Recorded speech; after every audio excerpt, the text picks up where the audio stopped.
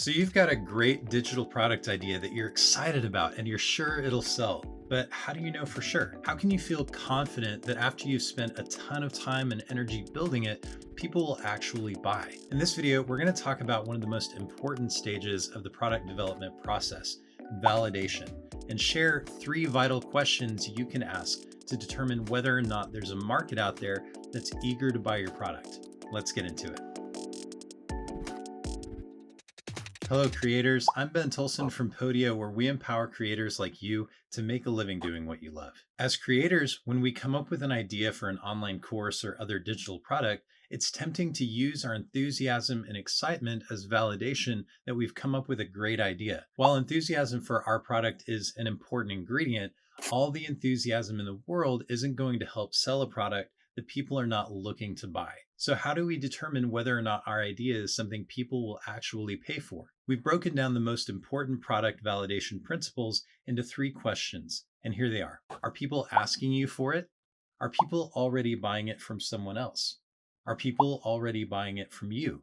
We're going to take these 3 questions one at a time and give you some practical ways you can answer them. First, are people asking for it? If you're strongly considering a product idea, there's a good chance you've made content around the subject of your idea. For example, if your idea is an online course teaching people how to knit their own leg warmers, you may have written newsletters, articles, shared photos, or made videos about knitting and maybe even specifically about knitting leg warmers. Look at the replies to your newsletter or comment section for your social media channels. Did people seem really enthusiastic about that topic?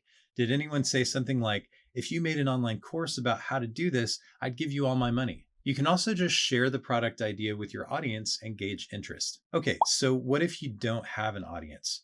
First of all, start building one. But second, look at other creators who are talking about the same topics. Check out their comments section to see how enthusiastic people are about their content. You might find that people are asking for something that creator hasn't made, which could give you an opportunity to fill that gap. A word of caution with this question. Enthusiasm doesn't always equal intent to purchase. It's a signal that can tell you you're going in the right direction, but shouldn't be taken alone as a sure sign your product idea will sell.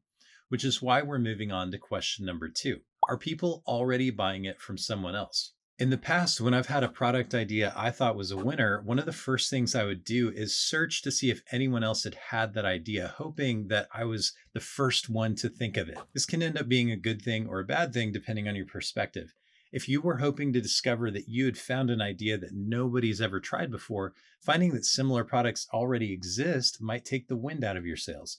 But it's actually a good thing. If there's enough demand for knitted leg warmers that people are already paying money for online courses and patterns so they can make their own, you can be certain there are people out there who will pay money for your product. If virtually no one is selling products related to knitted leg warmers, you have to ask why.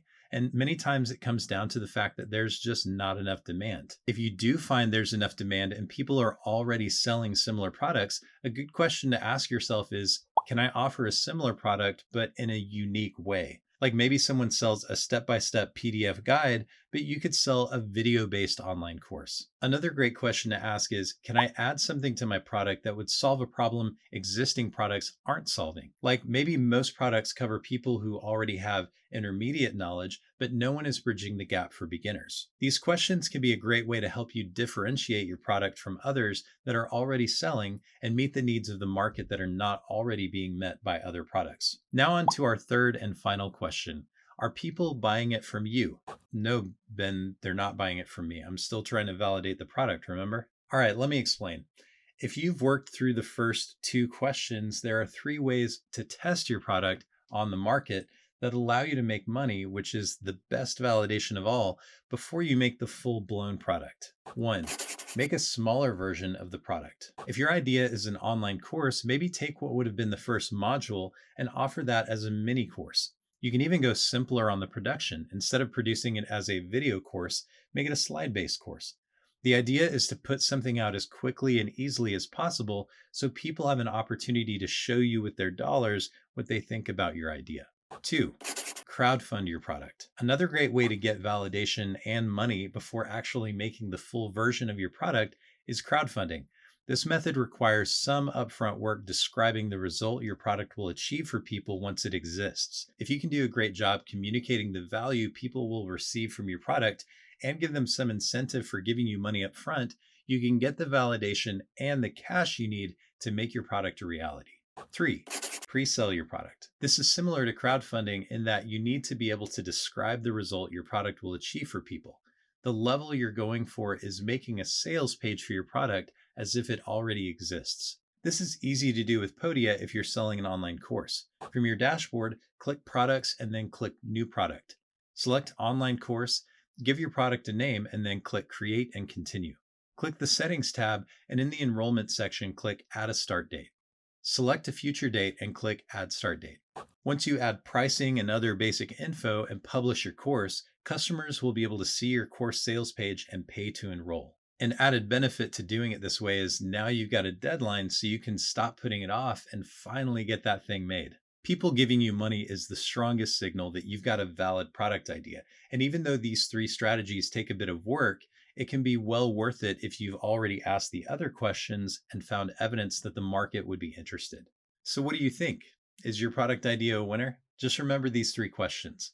Are people asking you for it? Are people already buying it from someone else? And are people already buying it from you? And if you have a product idea you're excited about, tell us about it below in the comments. If you found this video helpful and you want more content like this, be sure to subscribe and hit that notification bell so you'll be sure not to miss any future videos.